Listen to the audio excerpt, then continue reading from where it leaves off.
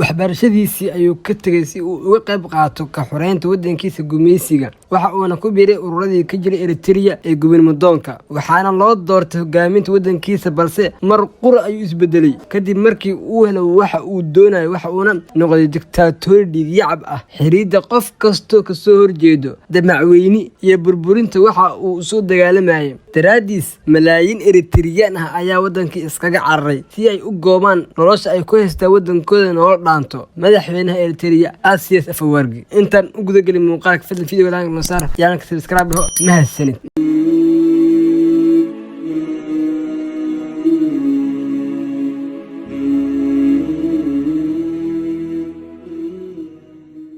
magaciisa waa Asias Afwerki Abraham. wuxuu ku dhashay Asmara, caasimada Eritrea, sanadkii 2 Febraayo 1946. markaasna dalka waxaa gumeysanayay gacantana ugu jirtay gumeysiga Ingiriiska. waxa ku bartay dugsiga sare ee Prince Makonnen ee Asmara. waxa uu ka qalin jebiyay sanadkii 1965. waxa uu u jihaystay Addis Ababa si uu uga soo barto kulliyadda injineernimada jaamacadda Haile Selassie 1965. balse sanad kadib ayuu iskaga baxay jaamacadda asiga oo u safray magaalada Kasle ee dalka Suudaan oo fadhi u ahayd iyo meel ay iskugu kulmaan kuwa dalbanayo ka go'ista Ethiopia. halkaas oo asigana dibajoog ugu biiray jabhadda xoreynta Eritrea ee ALF, kuwaas oo ka dagaalamay Eritrea gudaheeda. waxa uu u arkay markaas inay ugu muhiimsan tahay jaamacadda in uu ka qayb qaato la dagaalanka gumeystayaasha Ethiopia oo markaas u arkaysay inay Eritrea tahay gobol ay ayada leedahay. waxa qodob muhiim ah in markii aad doonaysid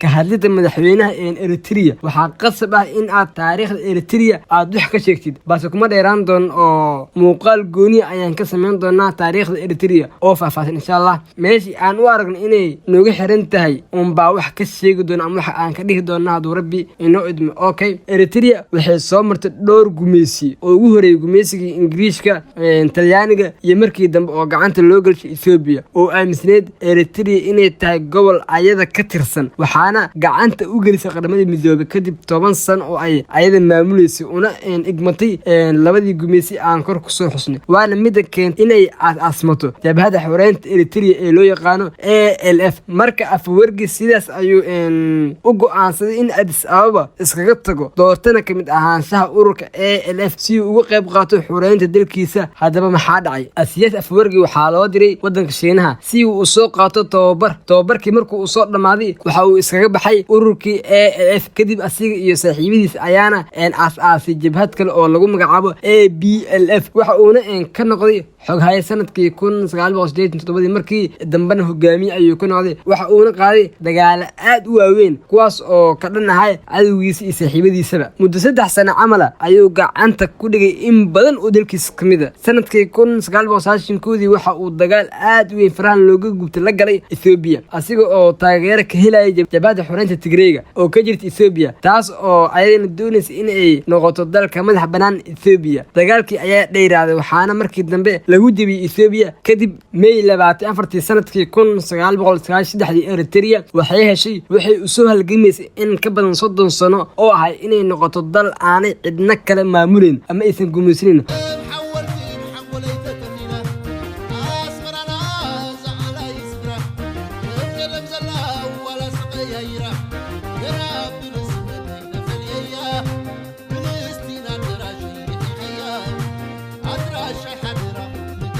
waxaana si rasmi ah looga dhawaaqay madax banaanida ama loogu dhawaaqay madax banaanida Eritrea. Asias Afwerkina waxaa loo doortay inuu noqdo madaxweynaha ugu horeeyay ee dalka Eritrea. intaas kadib ninka hal mar buu isbedelay oo waxa uu noqday dictatori kilgistariya ah. waxa uu diiday aas-aasidda xisbi kale markii laga reebo xisbigiisa oo asiga madax u ahaa ee xisbiga dimuqraadiyadda iyo cadaaladda. doorashadii madaxtinimo ee sanadkii 1997 waa uu joojiyay oo waa uu diiday. waxaa ku xigay dagaal kale oo uu la galay markan Ethiopia asiga oo markan doonaya dhul kale oo aan la deganin ama banaan kaas oo tuhmay Ethiopia. sanadkii 1998 waxaana dagaalkan ku dhintay 10,000 oo dad iyo 100,000 oo barakacay. Eritrea kaligeed waxa ugu ay kuwees ama ugu dhintay in lagu qiyaaso 70,000 oo dadkeeda ah. laakiin uma uusan aabiyeelin Afwerki waxaas oo dhib oo ay la daaladhacayaan dadku maamulo 30 sano oo ay ku jireen gumeysi iyo dagaal. markay markay isdheheen alleelehe haddaan nafis hesheen ayay tanna u raacay niyadjab macaluul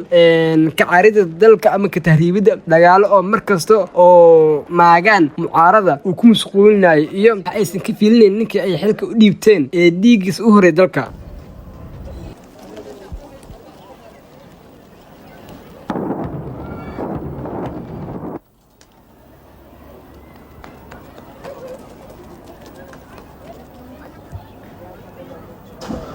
waana astaamaha lagu garto diktaatooriga waa sifo ay ka wada midaysan yihiin dhammaan fiiri madaxdii keligotaliyaasha ahaa sida maxamed siyaad barre, qadaafi, saadaam xuseen, siisi masar, kuurida waqooyi ee Kim Jong Un. intoo waxay ka siman yihiin inaysan eegin dhibaatada soo gaarayso dadka iyo dalkaba iyo inuu rabbi u ballan qaadayba inuusan ku ciqaabin waxaas oo gabadfallo ah oo ay sameynayaan dhiiguna agtooda wax qiimaa oo kaliya ma jirto. laakiin asiyaas waxa uu mar walba sii siyaadsanayo mucaaradnimada iyo in ay dadkaba nacaan kaligiisna maahay waa mid kastoo doono inuu u dhaqmo sidoo doono aakhirkiina waxay ku dhintaan qaab foolxun ama qaab aan la jeclaysan. asiyaas afwerki siyaasadiisa dibadda waxay leedahay 3 waji. 1 adeegsiga awood ciidan oo lama taabtaan ah. 2 inuusan yeelan saaxiib joogtaan afrikana la jecel yahay ahaanshihiisa oo kale. 3 dowlad kasta oo faqiir ah ama hooseyso dowladnimadeeda sida Eritrea oo kale in uu u dhagro ama dhagar oo ku furo rabshadeen oo ku furo si aysan u yeelan awood ka badantiisa ama aysan awood jaan u yeelan. waxaa macquul in aad isweydiinaysid muxuu ka doona Soomaaliya sanadkii 2018 oo u ahayd markiisii ugu horeysay oo imaado Soomaaliya.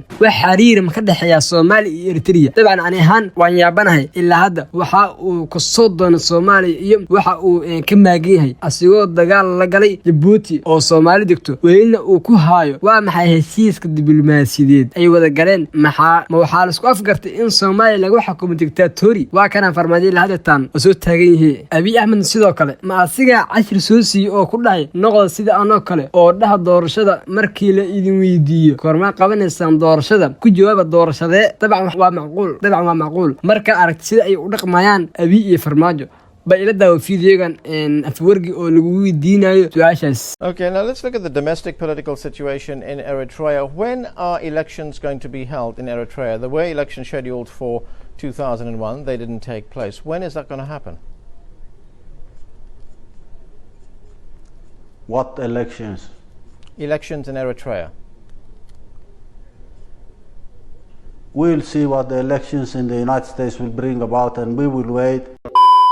muuqaalkan kale ku muuqdo waa markuu ka soo degay aadan cad airport. Soomaalida soo dhibaysa qaarkood baahida ayaa looga faa'iideystay oo xogaal cag baa la siiyay halka qaar kalena ay ahaayeen wax ma garato daba dhilifa.